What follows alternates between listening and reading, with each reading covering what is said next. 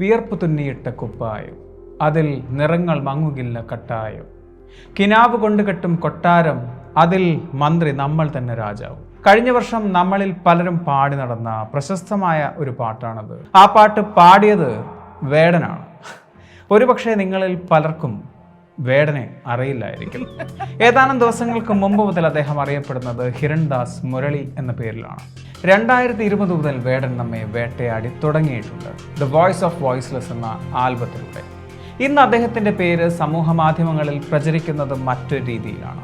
ലഹരി ഉപയോഗിച്ചു, അല്ലെങ്കിൽ ലഹരി കൈവശം വെച്ചു എന്ന തെറ്റിന്റെ പേരിൽ, അല്ലെങ്കിൽ കഴുത്തിൽ പുലിപ്പല്ലണിഞ്ഞു എന്ന തെറ്റിന്റെ പേരിലാണോ, അതുമല്ലെങ്കിൽ അദ്ദേഹത്തിന്റെ അമ്മ ശ്രീലങ്കൻ വംശജയാണ് എന്ന തെറ്റിന്റെ പേരിലോ. എന്തായാലും ഒന്നുറപ്പാണ്, ഇവിടെ വേട്ടയാടപ്പെടുന്നത് വേടനാണ്.